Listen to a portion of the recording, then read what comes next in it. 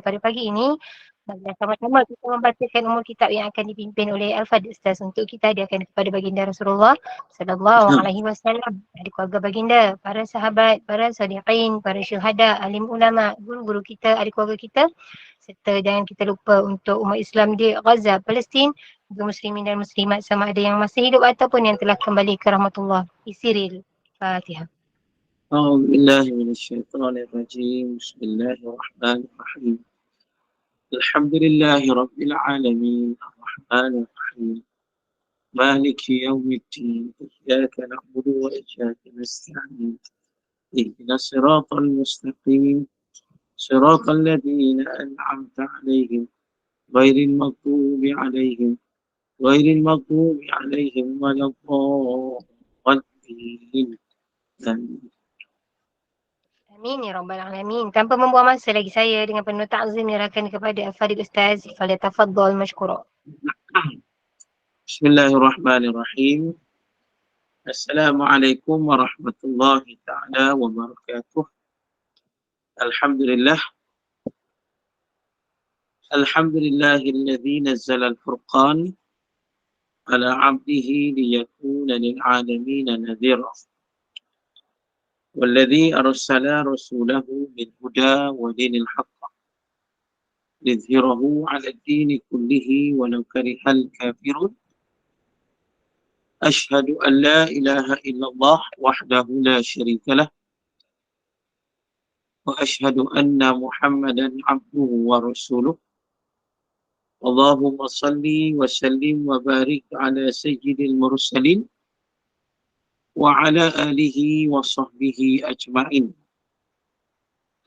سبحانك لا علم لنا إلا ما علمتنا إنك أنت العليم الحكيم ولا حول ولا قوة إلا بالله العلي العظيم رب اشرح لي صدري ويسر لي أمري واحلل عقدة من لساني يفقهوا قولي أما بعد فيا عباد الله اتقوا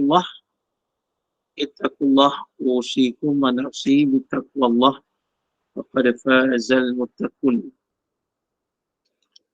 قال الله تعالى في كتابه الكريم أعوذ بالله من الشيطان الرجيم الحق من ربك فلا تكونن من الممترين صدق الله العظيم وقال رسول الله صلى الله عليه وسلم بلغوا عني walau ayat.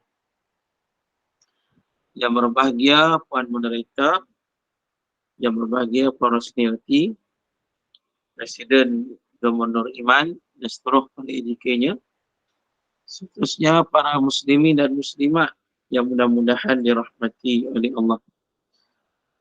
Alhamdulillah, kita bersyukur kepada Allah. InsyaAllah pada pagi ini kita sambung pengajian kita yang berdasarkan kitab Tafsir Nurul Ihsan jilid yang ketiga.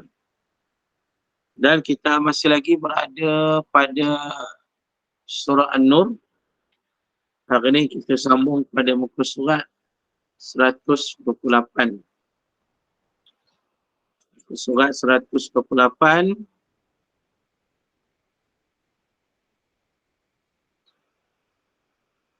baris yang ke-13 daripada bawah. Muka surat 128 baris yang ke-13 daripada bawah.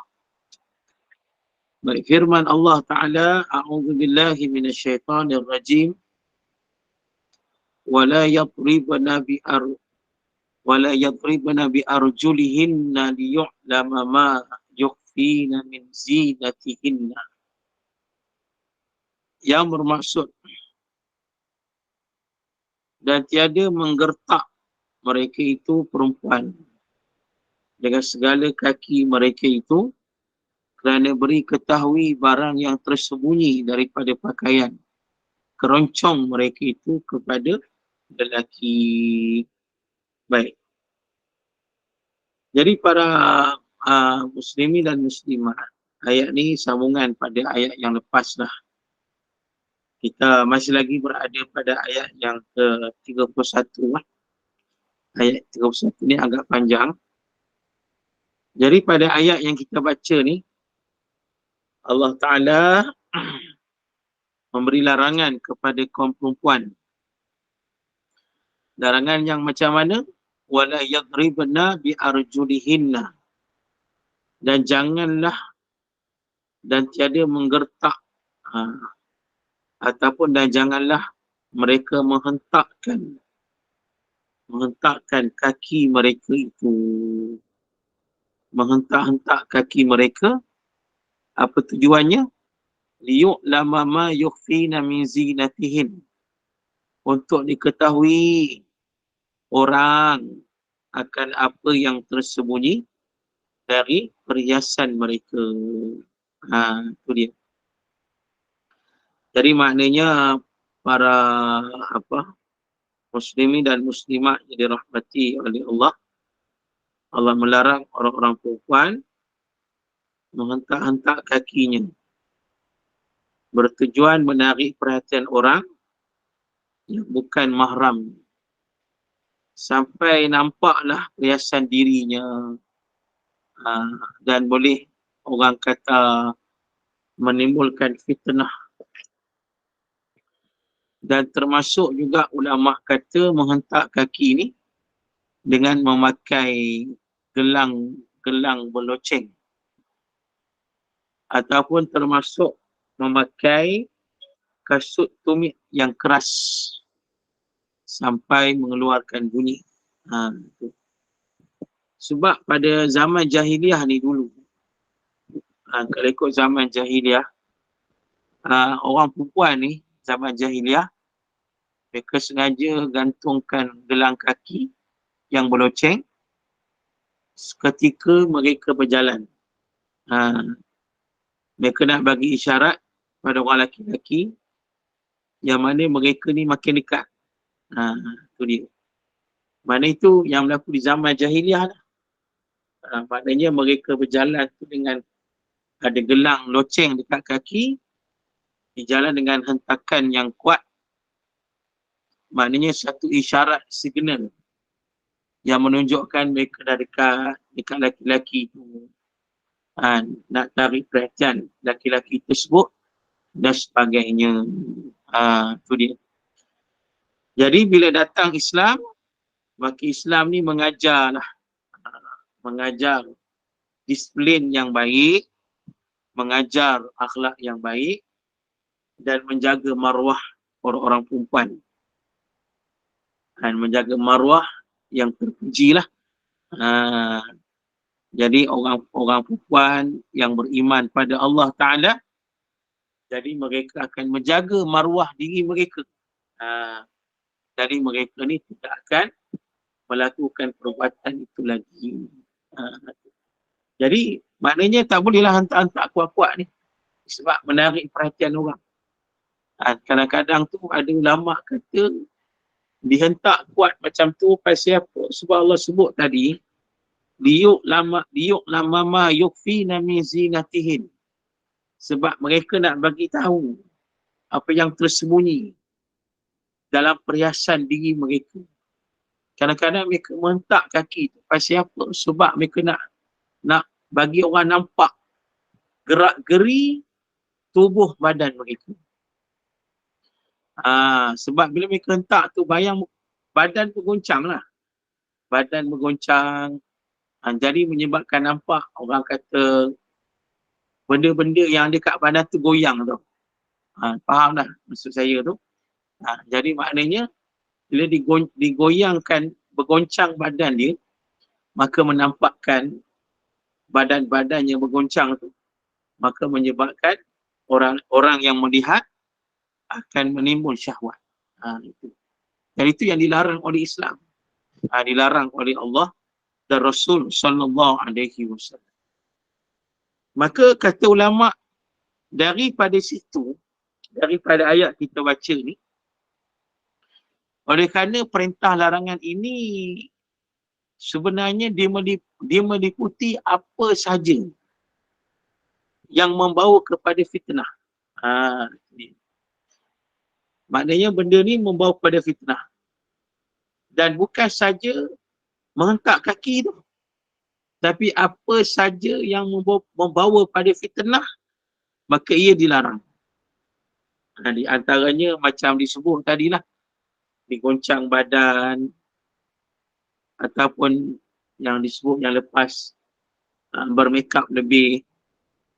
Dan termasuk ulama kata memakai wangi-wangian. Wangi-wangian yang lebih sampai menyebabkan orang lelaki membaulah wangian tersebut. Itu dia. Jadi ini kata ulama termasuk dalam bab ayat yang kita baca. Itu dia. Jadi bila kita sebut tentang memakai wangian itu bagi orang perempuan, dia dilarang. Dilarang Dilarang kerana juga sama kesnya boleh menimbulkan fitnah. Menimbulkan fitnah ni maksudnya boleh menarik perhatian orang laki-laki dan menyebabkan orang laki-laki tergoda dengan perempuan tersebut. Baik. Ustaz, Kata Ustaz, maknanya kan memakai kasut tinggi tu pun tak boleh juga lah Ustaz, sebab dia berbunyi-bunyi. Lepas tu dia lantai dia kaki tak berloceng pun termasuklah. dia tak boleh sebab kasut tinggi ni yang pertama dia bunyi, yang kedua bila pakai kasut tinggi di belakang tu boleh menyebabkan menonjolkan punggungnya. Tak boleh lah. Tu. Jadi janganlah beli kasut tu. Nak beli kasut tu pasal apa? Jangan beli. Pakai kasut dia macam tu. Assalamualaikum Ustaz. Salam. Maaf nak tanya sikit tentang bauan tu lah. Ya. Bauan wangi tu kalau kita pakai kita pergi untuk usrah di kalangan muslimin sajalah. Tak bercampur lah.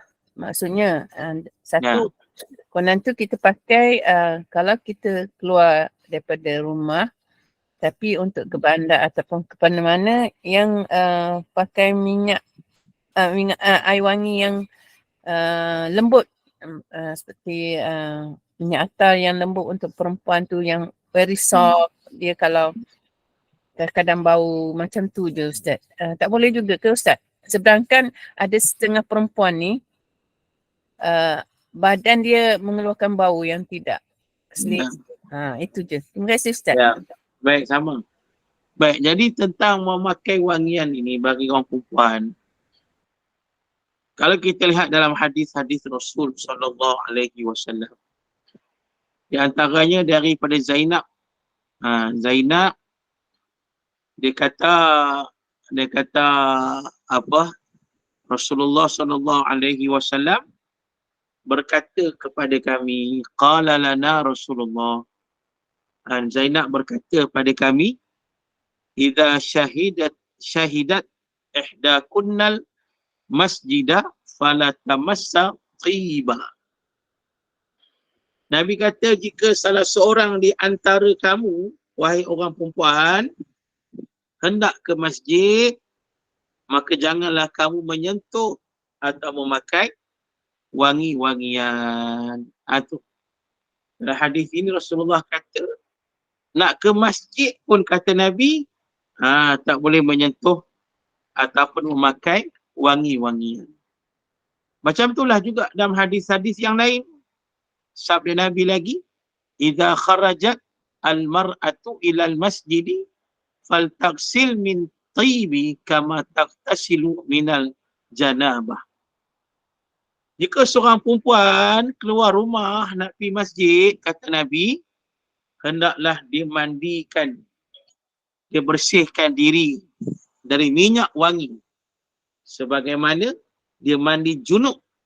Ini kata Nabi dalam hadis riwayat Imam An-Nasa'i. Dan hadis yang lain Rasulullah bersabda, kullu aini zaniyatun wal mar'atu idza ta'tarat famarrat bil majlisi fahiya kadza wa kadza, yakni zaniyatan. Setiap pandangan mata adalah zina. Dan perempuan apabila memakai wangi-wangian, lalu dia berjalan melalui majlis lelaki, maka ia demikian dan demikian, maknanya berzina. Hadis riwayat Imam At-Tirmizi. Daripada hadis-hadis yang saya baca ni, faham di situ maknanya tak boleh lah.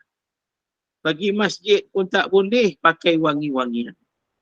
Kemudian pada hadis yang ketiga saya baca tadi, Nabi kata orang perempuan dia pakai wangi-wangian, kemudian dia berjalan famarat bil majlisi.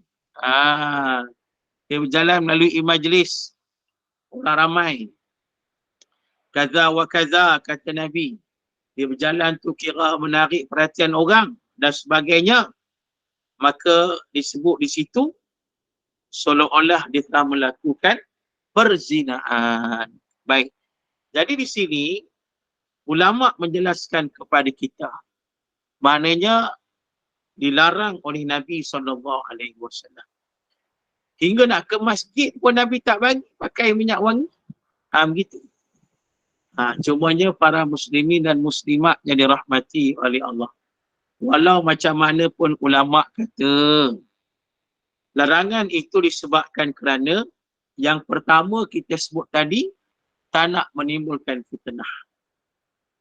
Dan yang kedua, tak nak menarik perhatian orang lah. Lebih kurang samalah fitnah. Tak nak menarik perhatian orang, lelaki, sampai mereka tertarik, mereka tergoda dan sebagainya. Itu yang salah. Yang dulu kalau kita ingat dalam iklan dulu. Iklan dulu kan. Orang perempuan pakai minyak wangi ke apa. Di jalan semua orang tengok dia. Itu tak boleh. Itu dilarang lah. Itu para muslimin dan muslimat. Jadi, ulama kata, kalau sekiranya tak timbul perkara-perkara tadi, dibolehkan. Macam disebut tadi, kalau pergi sama-sama perempuan saja, orang laki-laki tak ada, boleh. Syaratnya jangan berlebih-lebihan. Dia pakai itu sampai separuh botol minyak wangi. Tak boleh lah. Hari ni separuh botol, besok paruh lagi habis satu botol. 2 hari je. Itu tak boleh. Yang keduanya pula, para muslimin dan muslimat, kalau sekiranya badannya betul-betul berbau, dia memakai wangian tersebut sekadar nak menutup baunya yang busuk, maka dibolehkan. Dia nak menutup bau yang busuk. Sebab kalau badan bau busuk pun mengganggu orang. Para muslimin dan muslimat. Kita nak sembahyang, badan kita berbau, duk bertabik angkat tangan, bau ketiak kuat sangat. Contoh, member sebelah pun terganggu. Ni bau apa ni? Sebagainya. Jadi payahlah. Jadi maknanya kalau nak menutup bau badan yang busuk, boleh. Mana menutup bau busuk. Itu boleh, tak ada masalah. Yang penting kita sebut tadi, jangan sampai menimbulkan fitnah, jangan sampai menyebabkan orang lain tertarik dan tergoda dengan wangian yang kita pakai. Itu kena ingat para muslimin dan muslimat yang dirahmati oleh Allah Ta'ala. Boleh faham? Ada soalan lagi situ? Tak puas hati lagi? Terima kasih Ustaz. Satu lagi sekarang zaman sekarang dia update dia punya, kita punya sabun-sabun, shampoo, dia barang-barang mandian ni dia mengeluarkan bau yang wangi Ustaz, bukannya kita pakai air wangi. Ya. Jadi kadang-kadang dia akan lekat pada badan lah, kalau sabun ke shampoo ke whatever lah yang kita untuk cucikan badan. Tu macam mana Ustaz? Bukan kita yang pakai air wangi. Terima kasih Ustaz. Baik. Dia kebiasaannya kalau pakai macam tu, dia tidaklah sewangi orang kata minyak wangi yang dipakai. Perkara macam tu perkara biasa. Perkara biasa bila kita pakai sabun-sabun tertentu. Ini memang perkara biasa. Wangian itu perkara biasa yang ada pada sabun itu. Maka dia tak dikira sampai hukum sampai memakai minyak wangi. Tu dia. Tetapi kalau kita rasa ragu, rasa takut juga, kita bersihkan betul-betul badan kita. Macam Nabi sebut tadi, dibersihkan macam kita mandi junub, kata Nabi SAW. Begitu. Kalau kita rasa ragu, kita rasa pakai shampoo ini, kita pakai sabun ni, mungkin dia terlalu wangi sangat, dia mengeluarkan wangi, bau yang amat wangi sangat. Kita rasa ragu, kita rasa takut. Kita rasa macam tu, kita ikhtiar untuk hilangkan bau wangian tersebut, bau wangi tersebut dalam badan kita. Tapi macam mana pun yang kita sebut tadi adalah berbeza. Yang kata sabun, shampoo dengan minyak wangi, dia berbeza. Pegang di situ pun tak apa dah. Okay. Ada lagi soalan? Terima kasih Ustaz. Sama. Ni ada orang tanya apa ni? Deodoran boleh. Pakai deodoran boleh. Macam saya sebut tadilah, nak menutup bau. Boleh nak menutup bau boleh. Jadi sekadar nak menutup bau saja boleh. Tak ada masalah. Tu. Nak mengelak daripada bau busuk yang ada pada badan kita. Okey. Bukan berwangi-wangian tu sunat Ustaz. Ya. Kan Nabi tu, terutama hari Jumaat, pakai yang cantik-cantik, Orang lelaki. berwangi-wangian kan. Orang lelaki. Tapi kita dulu dia Muslim, dia orang Muslimat, dia kita tak jumpa lelaki, tak apa kan Ustaz? Itu saya dah sebut tadi. Tak apa ya Ustaz. Okey. Saya dah sebut tadi. Kalau sama-sama muslimat tak apa. Tapi jangan berlebih-lebihan. Itu yang penting. Tu. Jangan berlebih-lebihan. Okey. Okey, kemudiannya para muslimin dan muslimat, selain daripada wangi-wangian yang dikiaskan daripada ayat kita baca ni, ulama juga membahaskan tentang suara perempuan. Tu dia. Suara perempuan. Ada apa? Ada apa? Ada soalan apa tadi? Ya. Ada kamera jemaah terbuka dekat sedar je rasa. Intan, remote kan? Apa saya tak nampak. Saya tak tahu. Jadi kalau ada tu boleh beritahu lah. Setakat ni saya tak nampak apalah. Baik, jadi insyaAllah muslimin dan muslimat disebut tadi, antara yang lain juga yang boleh menimbulkan fitnah yang dibahaskan para ahli ulama tentang perempuan ini, iaitulah suara perempuan. Itu dia lah. Jadi suara perempuan ini juga ada khilaf para alim ulama juga. Tu. Sebab ada ulama yang mengambil ayat kita baca itu sebagai dalil menunjukkan suara itu ialah aurat perempuan.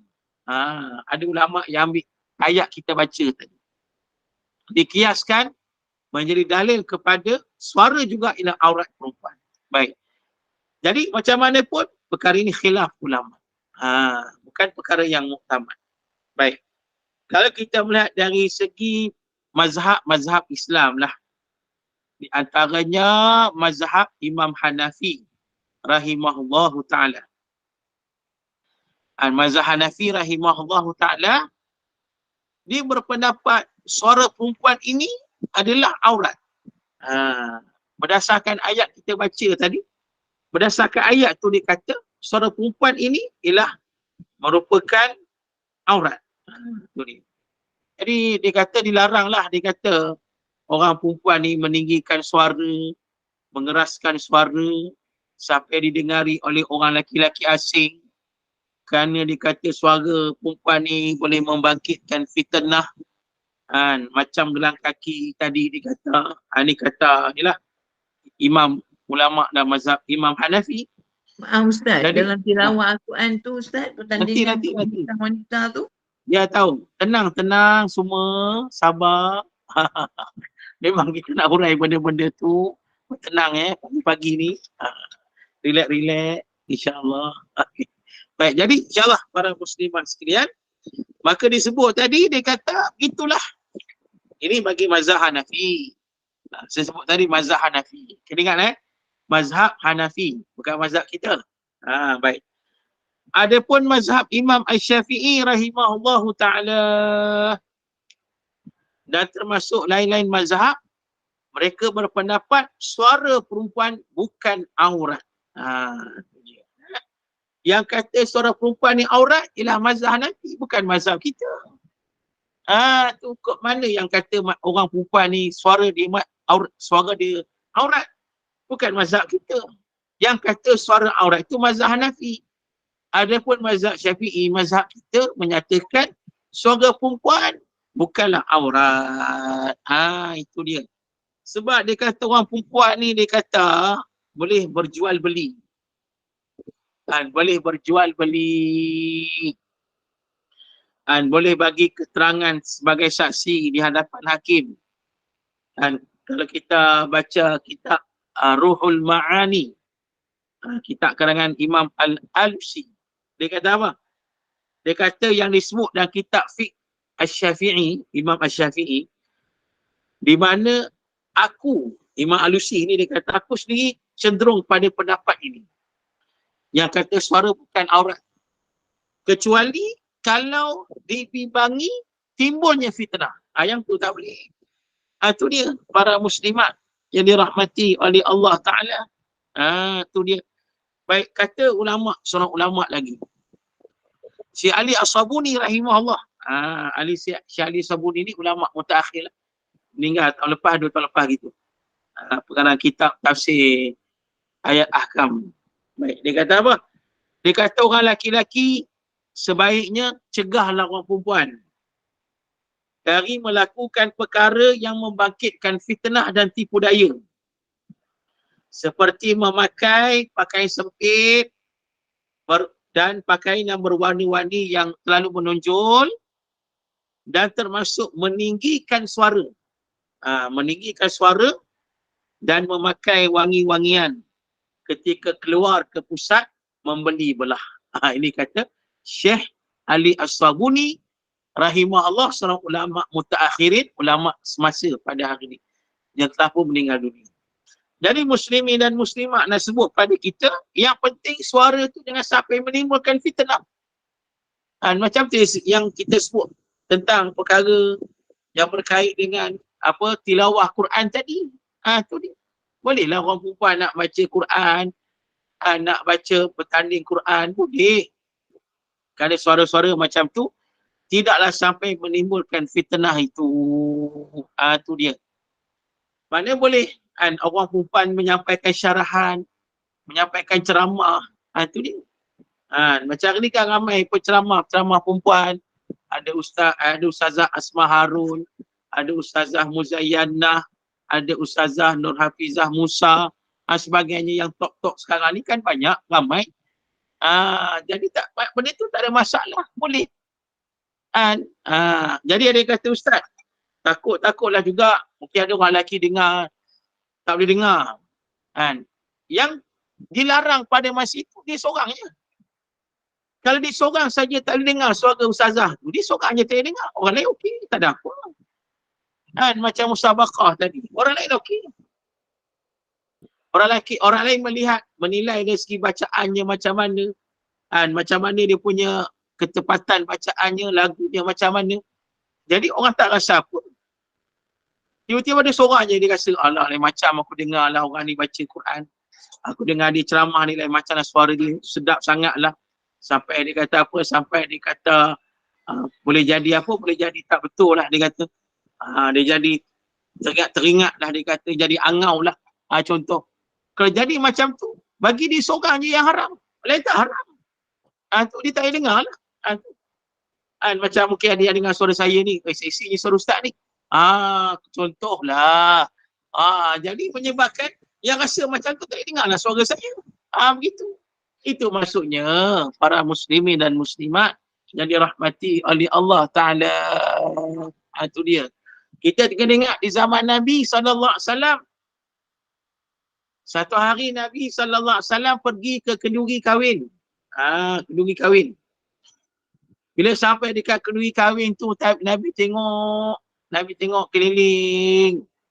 Nabi kata ke sahabat, Nabi kata, pasal apa kenduri kahwin ni? Kenduri ni macam senyap aja. Macam tak meriah je, kata Nabi. Nabi kata cuma nyanyi sikit. Nabi suruh menyanyi. Pada masa itu ada orang-orang perempuan menyanyi. Nabi tak larang pun. Itu baca hadis ada cerita ni. Nabi tak larang pun. Maknanya lagi, selagi mana tidak menimbulkan fitnah, boleh. Para muslimin dan muslimat yang dirahmati oleh Allah Ta'ala. Jadi bila jadi aurat itu, salah itu, bila menimbulkan fitnah.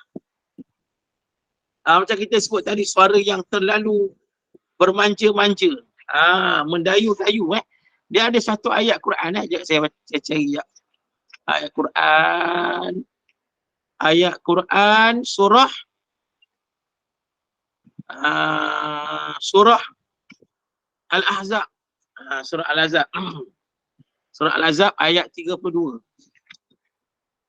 Surah Al-Ahzab ayat 32, firman Allah Ta'ala, A'udzu billahi minasyaitonir rajim. Fala takhda'na bil qawli fayatma'a alladhi fi qalbihi maradun wa kunna qawlan ma'rufa.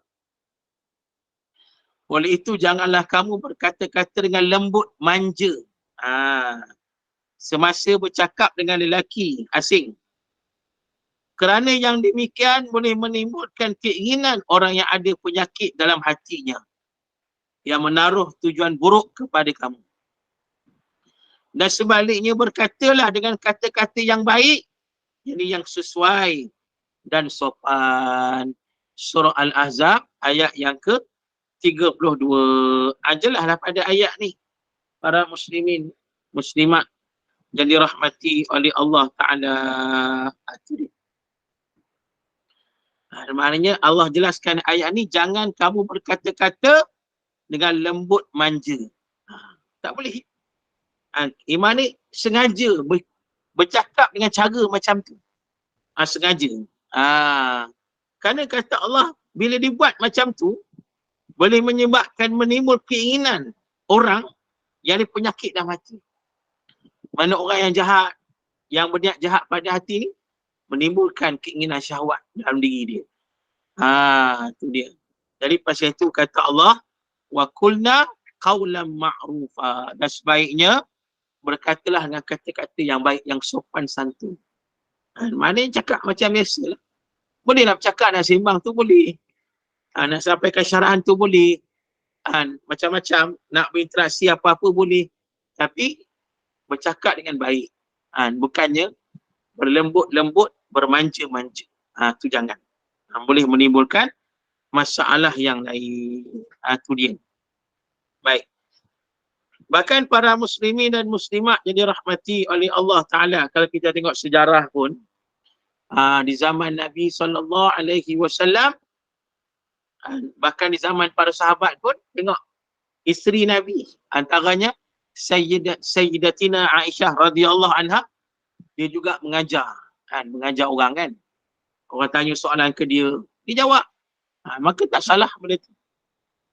Maka tak dilarang pun oleh Nabi SAW. Tu dia. Cuma ada ulama kata kalau tak ada apa keperluan, tak payahlah kan. Tak digalakkan suara dia orang lelaki dengar. Kalau tak ada keperluan apa-apalah kan. Jadi tak digalakkan lah kan. Macam kalau kita mengaji bab fiqah, bab semayang kan.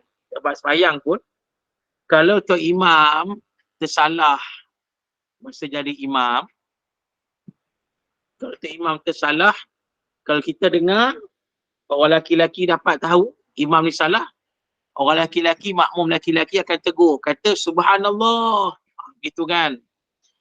Kalau dia tersalah, imam tersalah, makmum laki-laki tak sedar kesalahan imam tu. Yang sedar hanya orang perempuan di belakang sedar. Yang perasan benda tu. Yang perasan benda itu. Sebab macam contoh beberapa tahun lepas yang sembahyang tarawih dekat satu masjid, kan dia viral kan, sembahyang tarawih tu masjid, yang tu imam tu baca sedap, masya-Allah, alhamdulillah. Tapi dia tertinggal satu ayat Al-Fatihah. Ingat tak? Tertinggal satu ayat dan surah Al-Fatihah. Ada kalau baca, ada kisahnya lah. Biasalah mungkin imam ni terlupa, tu biasalah sifat manusia kan. Imam tu baca sedap. Sedap, kita dengar pun sedap imam tu baca. Tapi tertinggal satu ayat dan surah Al-Fatihah. Tertinggal satu ayat. Jadi makmum ni tak sedar, tertinggal. Tak perasan benda tu, tak perasan. Sebab mungkin baca imam tu sedap sangat, jadi tak perasan tertinggal tu. Sungguh. Bila sedar tu, bila ketika tengok balik video masjid. Masjid tu ada video rakaman. Tengok video tu baru perasan, rupanya imam tu tertinggal satu ayat. Maka di-refer kepada mufti kata sembahyang tak sah. Begitu. Jadi para muslimin dan muslimat yang dirahmati oleh Allah, perkara ni boleh jadi. Kadang-kadang ada tu imam buat kesalahan, tersilap. Jadi kadang-kadang makmum laki-laki tak sedar benda tu, tak perasan. Yang sedar, yang perasan ialah makmum perempuan. Jadi makmum perempuan yang sedar ni kena tegur lah. Nak tegur macam mana?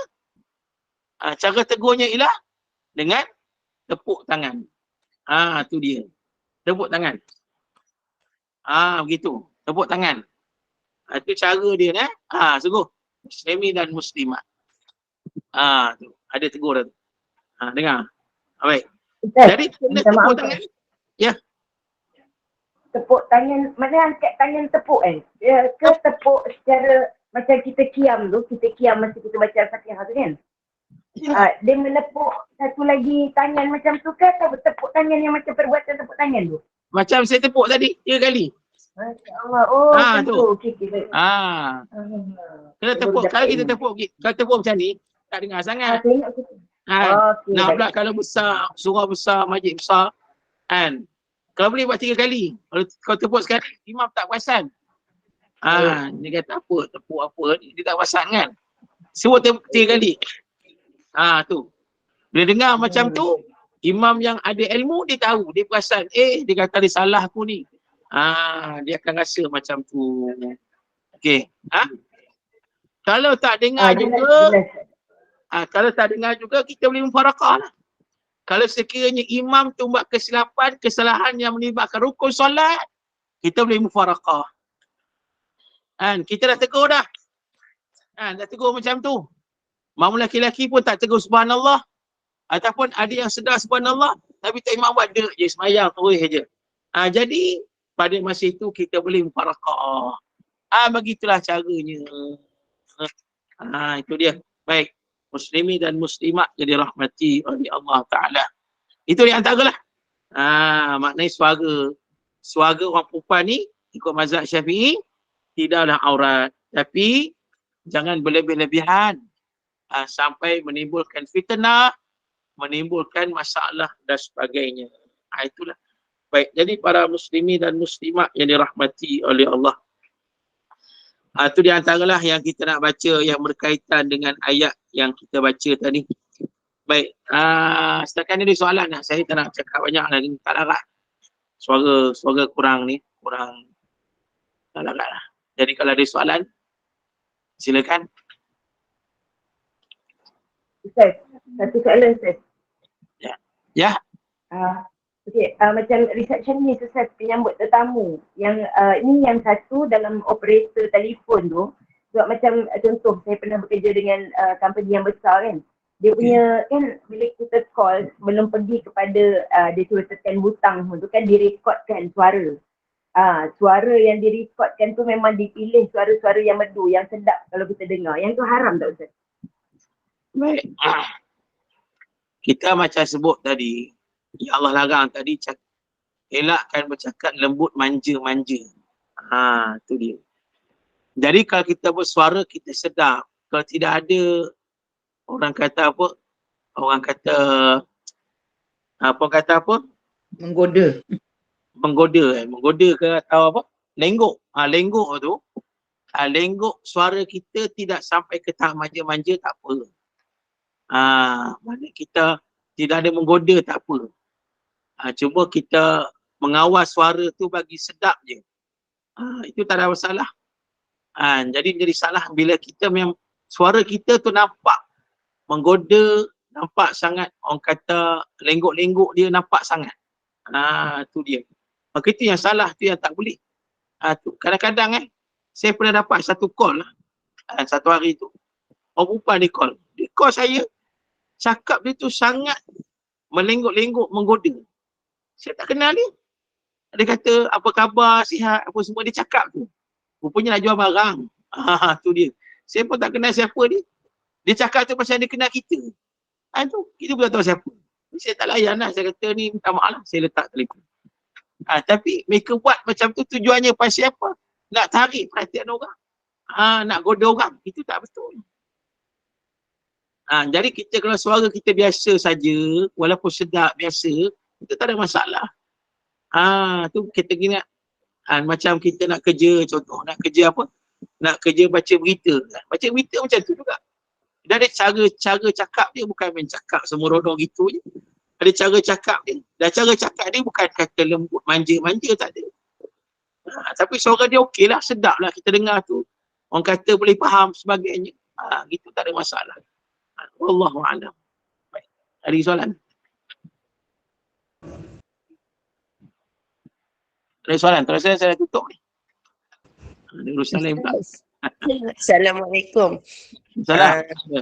Bila dengar penerangan Ustaz pagi ni, kalau Imam Syafi'i suara wanita itu bukan aurat, bermakna bila pernah terjadi satu situasi, biasa kalau dekat setengah tempat ada muslimat punya bacaan Yasin kan Ustaz kan, dari rumah ke rumah.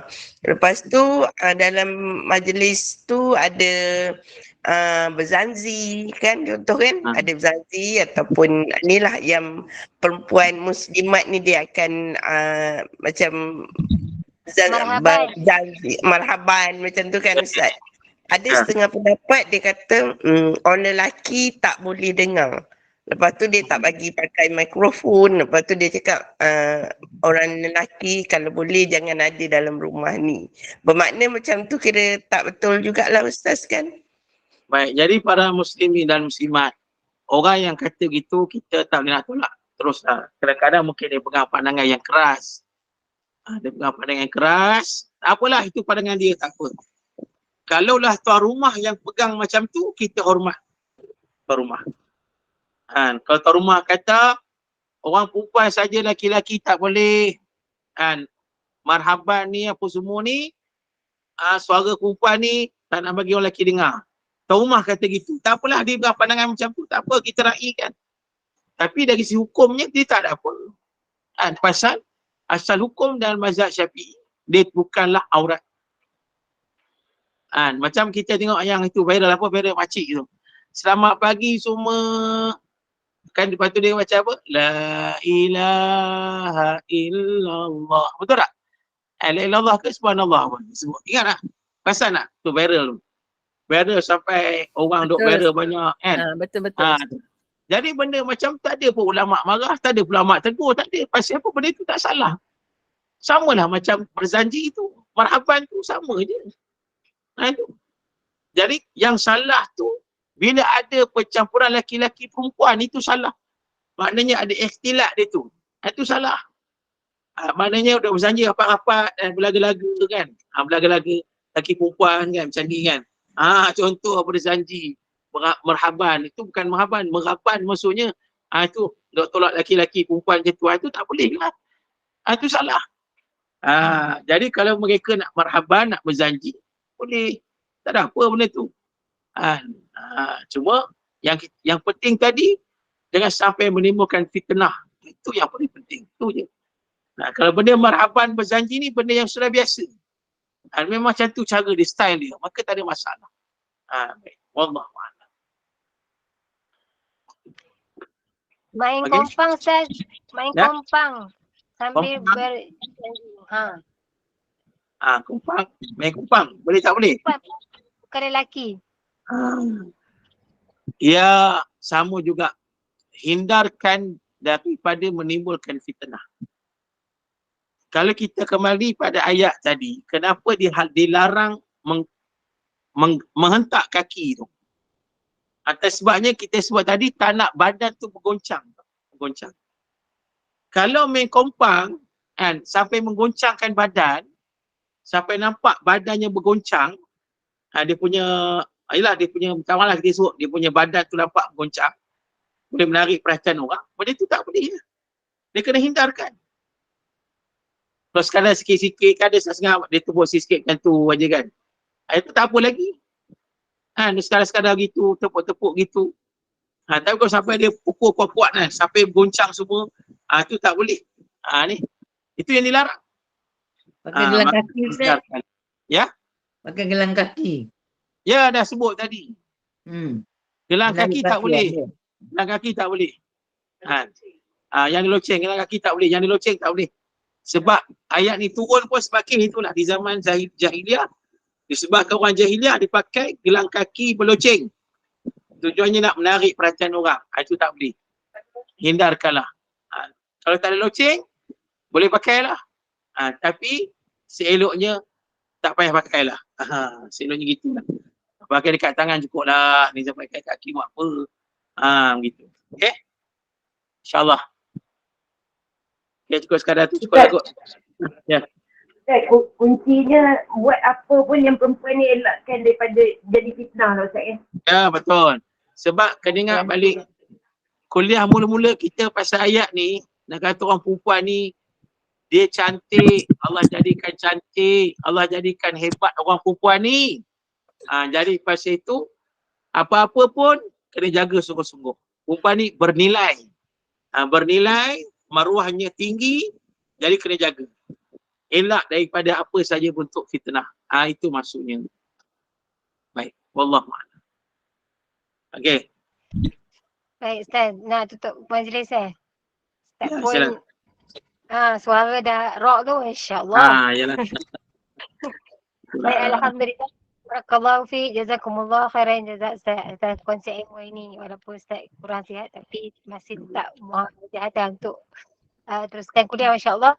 Mudah-mudahan bertambah kefahaman kita, sikit banyak kita mengetahui lah dan kita lebih berhati-hati dan lebih menjaga selepas ini, insya-Allah. Mudah-mudahan barokah, mudah-mudahan Allah kurniakan karamat kepada kita. Terima kasih kepada tim Gemenur Iman, sahabat-sahabat pencinta ilmu yang mengimarahkan kuliah kita pada pagi ini. Ustaz, saya buat sikit di bahan kuliah. Pada petang ini kita ada kuliah asar 5.15 petang bersama dengan Al-Fadil Ustaz Abdullah Umar bin Muhammad Saleh dengan tafsir Al-Quran dan tafsir Al-Jalalain. Jadi teruskanlah bersama-sama dengan Gemenur Iman. Saya mewakili Gemenur Iman memohon maaf kerana ada sebarang kekurangan dan kesilapan. Yang baik itu datang daripada Allah. Tidak baik dan kelemat itu daripada kami sendiri. Kita tangguh kuliah kita. Mohon sekali lagi Al-Fadil Ustaz untuk membacakan tasbih kafarah dan surah Al-As. Saya sudahi dengan wabillahi taufiq wa hidayah. Wassalamualaikum warahmatullahi wabarakatuh. Waalaikumsalam. Subhanakallah wa bihamdika asyhadu an la ilaha illa anta. Bismillahirrahmanirrahim. Wa tawasaw bil haqq. A'udzu billahi minasyaitonir rajim. Bismillahirrahmanirrahim. Alhamdulillahi rabbil alamin wassalatu wassalamu ala asyrafil anbiya'i wal mursalin wa ala alihi wa sahbihi ajma'in. Radina billahi rabba wa bil islami dina wa bi muhammadin nabiyya wa rasulah. Allahumma aghnina bil ilmi wa zayyinna bil hilmi wa akrimna bit taqwa wa jamilna bil afiyah. Allahumma inna na'udzubika min zawali ni'matik wa tahawuli afiyatik wa fujaati nuqmatik wa jami'i sakhat. Allahumma inna na'udzubika min al-barasi wal junun wal fitnah wa min sayyi'il asqam. اللهم إنا نعوذ بك من جهد البلاء ودرك الشقاء وسوء القضاء وشماتة الأعداء. اللهم إنا نسألك علما نافعا ورزقا طيبا وعملا متقبلا والحمد لله رب العالمين. سيروا على بركة الله. السلام عليكم ورحمة الله تعالى وبركاته.